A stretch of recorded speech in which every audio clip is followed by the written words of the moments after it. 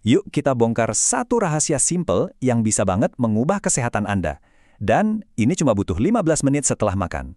Kita bakal kupas tuntas gimana sih caranya satu kebiasaan kecil ini bisa kasih dampak yang luar biasa besar buat kadar gula darah kita. Hayo ngaku, siapa yang kayak gini? Perut kenyang, sofa atau kasur rasanya manggil-manggil ya kan? Kayaknya itu hal yang paling nikmat dan wajar buat dilakuin setelah makan besar. Tapi, tunggu dulu. Apa yang terasa enak belum tentu yang terbaik buat tubuh kita loh. Tahan dulu. Sebelum nurutin godaan buat rebahan itu, ada satu hal penting banget yang perlu Anda tahu. Kebiasaan yang kelihatannya sepele dan nyaman ini, ternyata diam-diam menyimpan resiko yang nggak main-main. Oke, kita sebut aja ini fenomena bahaya pasca makan. Mungkin kedengarannya agak dramatis ya, tapi buat banyak orang, apalagi yang punya risiko diabetes, ini tuh kenyataan. Yuk kita selidiki kenapa sih kebiasaan santai setelah makan ini justru harus diwaspadai. Nah, ini dia nih biang keroknya. Saat kita langsung berbaring, tubuh kita jadi lebih lambat dalam memakai gula dari makanan yang baru aja masuk. Hasilnya apa? Gula itu jadi numpuk di aliran darah. Inilah yang kita sebut lonjakan gula darah yang nggak sehat. Tapi tenang, solusinya bukan berarti Anda harus lari maraton setelah makan. Justru solusinya itu super simple, cepat, dan yang paling keren, didukung oleh sains. Nah, bagian ini nih yang bakal mengubah cara pandang Anda soal waktu setelah makan. Beneran, cuman ini kuncinya, 15 menit. Bukan 1 jam di gym, bukan lari keliling komplek, cuma 1/4 jam aja. Siapa sangka ya, waktu sesingkat itu ternyata punya kekuatan yang dahsyat banget buat tubuh kita.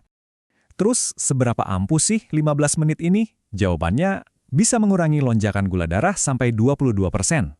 Coba deh bayangin, modal 15 menit doang, Anda bisa memangkas risikonya hampir 1/4.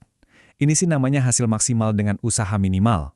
Dan angka ini bukan ngarang ya, ini beneran temuan dari studi oleh American Diabetes Association, salah satu lembaga paling terpercaya di bidang ini.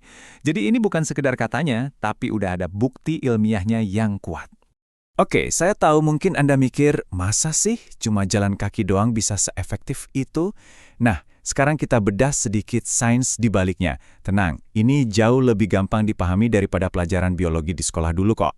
Jadi gini cara kerjanya. Waktu kita jalan kaki, otot-otot kita kan jadi aktif. Nah, otot yang bergerak ini ibaratnya kayak spons yang haus. Dia langsung menyedot gula dari aliran darah buat dijadiin bahan bakar. Kerennya lagi, proses ini nggak perlu nunggu insulin datang, langsung hajar aja. Nah, lihat deh grafiknya. Ini bukti visualnya. Batang yang kiri itu lonjakan gula darah kalau Anda rebahan aja. Tinggi kan?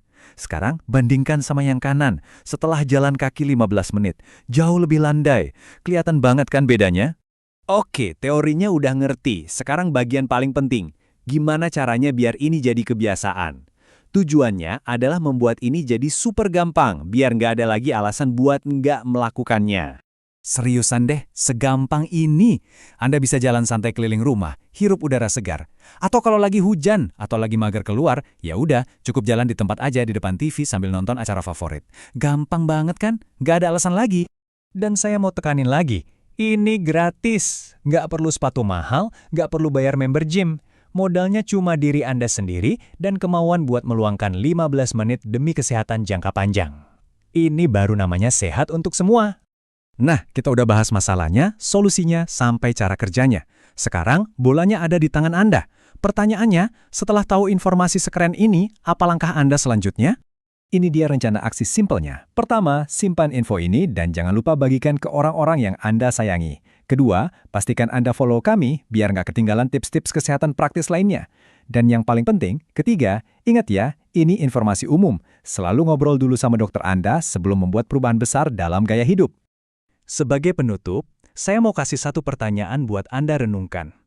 Kalau 15 menit jalan kaki aja bisa kasih dampak sehebat ini, coba bayangin deh, kebiasaan kecil apa lagi ya yang bisa Anda mulai hari ini untuk membuat perubahan besar dalam hidup Anda? Coba dipikirkan. Terima kasih sudah menyimak.